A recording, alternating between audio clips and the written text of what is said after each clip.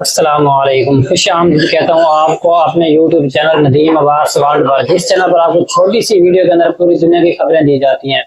تو آج کی جو نیوز ہے اور جو خبر آپ کو دینی ہے وہ بہت ہی اہم ہے، جس کو آپ لوگوں نے لازماً دیکھنا ہے، کیونکہ آج جو ہم آپ کے ساتھ باتیں کرنے والے ہیں، کیونکہ ابھی نئے انکشافات ہوئے ہیں اور نئی جو باتیں ہیں ہمارے سامنے وہ آپ کے ساتھ ہم شیئر کرنے والے ہیں۔ سب سے پہلے میں آپ کو بتا دوں کہ ابھی جو ایک نیو انکشافات ہوا ہے، جو غیر مصدقہ خبریں پھیلائی جا رہی ہیں، وہ یہ ہیں کہ ابھی تک یہ بتایا جا رہا ہے کہ پنجاب کالج کے اندر جس طلباء کے ساتھ زیادتی کی گئی تھی، غیر مصدقہ خبروں کے مطابق یہ کہا جا رہا ہے کہ وہ جو ہے اب تک مر گئی ہے، اور اس کو جو بتایا جا رہا ہے کہ اس کو دفنا بھی دیا گیا ہے۔ اس کے جو وارثین تھے ان تک یہ بات نہ ہی پہنچائی گئی، نہ ہی اس کی لاش دی گئی ہے، نہ ہی اس کے بارے میں کچھ بتایا گیا ہے۔ بس یہ غیر مصدقہ خبر جو ہے پھیلائی جا رہی ہے کہ جو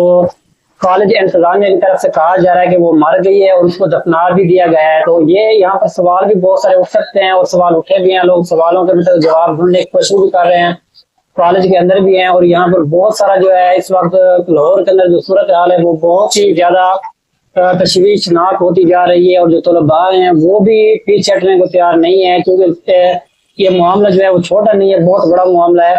تو یہ جو ابھی تک غیر مصدقہ خبر پھیلائی جا رہی ہے وہ یہی ہے کہ جس کے اندر بتایا جا رہا ہے کہ وہ بچی جو ہے سیڑھیوں سے گر کر مر گئی تھی، مطلب اس کا بے ہوش ہو گئی تھی، اب جو ہے وہ مر گئی اور اس کو دفنا دیا گیا ہے۔